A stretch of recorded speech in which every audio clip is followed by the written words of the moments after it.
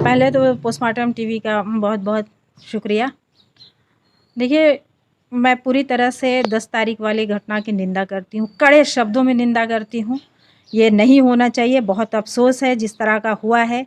लेकिन जब हो गया है तो किसी ना किसी को आकर के इस पे पूरी छानबीन करनी चाहिए, सरकार को और प्रशासन को। मैं प्रशासन से भी एक सवाल करना चाहती हूँ, प्रशासन कैसे गोली चलाया? पुलिस को ट्रेनिंग जब होती है तो पुलिस को 3 स्टेप पे ट्रेनिंग दिया जाता है। पहले आप वार्निंग दीजिए, वार्निंग से आपकी बात नहीं सुनती है अगर भीड़ जनता, तो आप रबड़ का गोली चलाइए, पानी का बौछार कीजिए।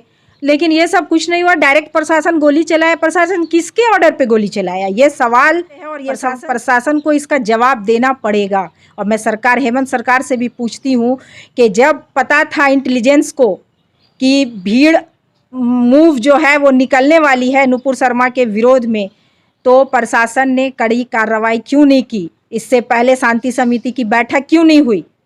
ये सब होनी चाहिए थी। आज जो 2 बच्चे एकदम अभी उन्होंने ज़िंदगी देखी नहीं थी, शुरुआत की थी ज़िंदगी की, और 2 बच्चे चले गए, उनका घर बर्बाद हो गया। उनकी माँ का क्या हालत है ये आप पूछिए।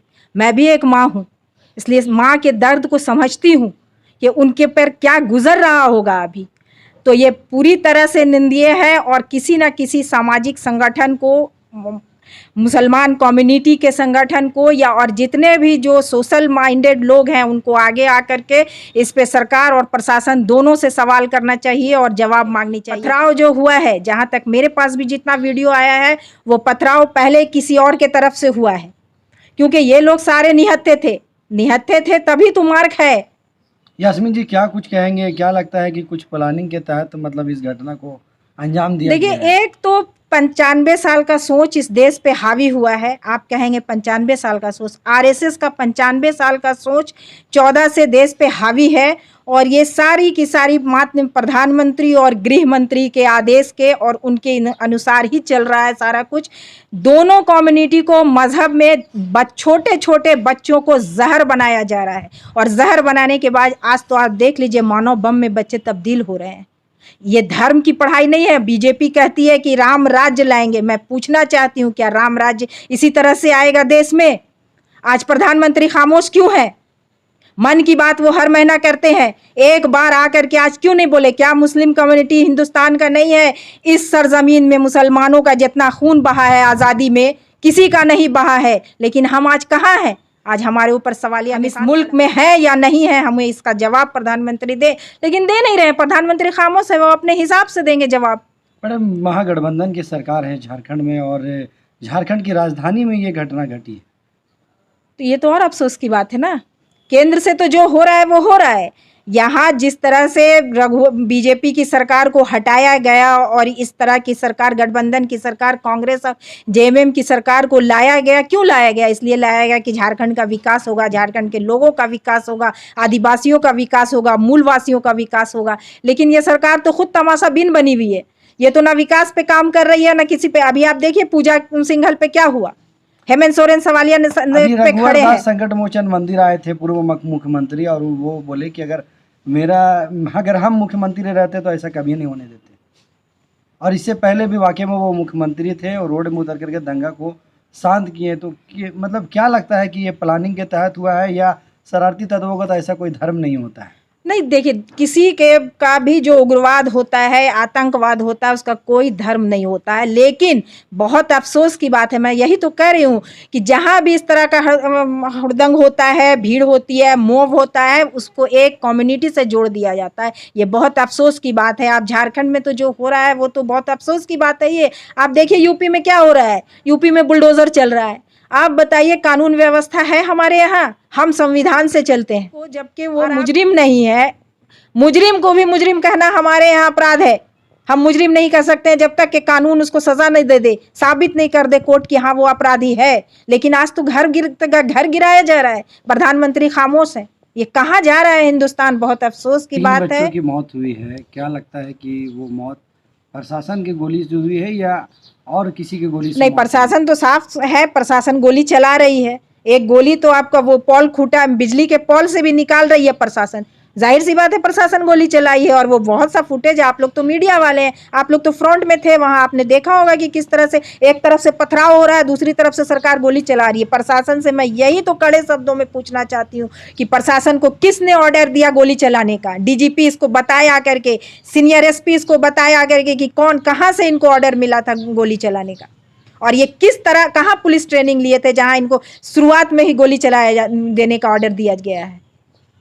ये सरासर सोची समझी साजिश से बच्चे निकल गए थे, बच्चों को रोकना था, समझाना था, किसी गार्जियन को वहाँ किसी एक नेता को, किसी संगठन को आना चाहिए था और बच्चों को समझाना चाहिए था।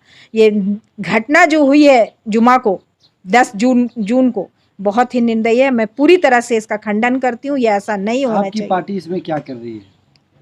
देखिए, मैं पार्टी से अभी आपसे बात नहीं कर रही हूँ, मैं एक सामाजिक हैसियत से आपसे बात करती हूँ, सामाजिक कार्यकर्ता से।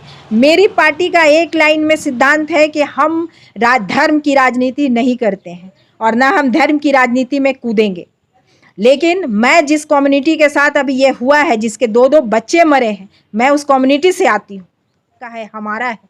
मैं तो आज तक अपने आप को अल्पसंख्यक नहीं समझती हूँ। एक चीज़ आपको बता दूँ, मैं कभी नहीं समझती हूँ, मैं अपने आप को भारतीय समझती हूँ कि मैं भारत का एक हिस्सा हूँ, भारत की एक सामान्य नागरिक हूँ। और इसी हैसियत से मैं आज आपसे बात कर रही हूँ कि जो हिंदुस्तान जिस रास्ते पे जा रहा है, बहुत दुख और अफसोस की बात है। अंग्रेज जब हुकूमत कर रहा था तो हमने उसे तहरीक आंदोलन करके भगाया, और उसको एक दिन भागना था क्योंकि वो विदेशी था। आज हमारे देश के अंदर षड्यंत्रकारी हिंदुस्तान को बर्बाद कर रहे हैं, खोखला कर रहे हैं। इसको हमको हिंदू, मुसलमान, सिख, ईसाई सबको सोचने की ज़रूरत है और इस पे विचार विमर्श करने की ज़रूरत है, और एक बहुत बड़े तहरीक और आंदोलन की ज़रूरत है। सड़क पे संवैधानिक आंदोलन की ज़रूरत है देश को बचाने के लिए। मंदिर में भी पत्थर चला है और मस्जिद में भी पत्थर चला है। रघुवर दास मंदिर का निरीक्षण करने के लिए गए, पूछे जाने पर कहे कि मुझे भी मालूम नहीं है, पता चलेगा तो मस्जिद में भी जाएंगे। इस पे क्या कहेंगे? देखिए, ये तो बहुत अच्छी बात है कि रघुवर दास से माननीय पूर्व मुख्यमंत्री हमारे मंदिर का निरीक्षण करने गए, लेकिन ये कितने मतलब हंसी की बात है बताइए आप। हर दिन मीडिया में, हर दिन अखबार में, हर दिन सोशल मीडिया में ये आ रहा है कि ये अपर बाज़ार में जो हंडा मस्जिद है वहाँ भी तोड़ फोड़ किया गया है, इमाम को पीटा तक गया है, और बताइए रघुवर दास को नहीं पता है। मैं सद्बुद्धि दे इन लोगों को, धर्म की राजनीति छोड़े और देश के विकास की राजनीति एक लाइन में रखें, एक धारा पे सब करें। और जो मुजरिम है, मैं ये नहीं कहती मुसलमान मुजरिम है, मुसलमान को सज़ा दिया जाए, हिंदू मुजरिम है, हिंदू को सज़ा दिया जाए, लेकिन ये धर्म की राजनीति अब इस देश में बंद होनी चाहिए। धर्म की राजनीति बहुत हो गई, धर्म की राजनीति से विकास नहीं होगा। आप आज बताइए ना, हम हिंदुस्तानी हैं, मैं पहले भी आपको बोली, बहुत अफसोस होता है कि आज सऊदिया, कतर जैसा छोटा मुल्क हिंदुस्तान पे उंगली उठा रहा है। क्यों उठा रहा है? क्या हैसियत है उनकी हमारे हिंदुस्तान पे सवाल करने का? लेकिन ये सवाल प्रधानमंत्री, होम मिनिस्टर और बीजेपी और आरएसएस की वजह से हमारे हिंदुस्तान पे ये सवाल उठ रहा है। हमारा हिंदुस्तान एक सांस्कृतिक, एक तहजीब वाला मुल्क है, लेकिन आज हम शर्मिंदा हैं और प्रधानमंत्री खामोश है, मौन खड़े हैं। हेमंत सरकार मौन खड़ी है, एक जगह बुलडोजर चलाया जा रहा है।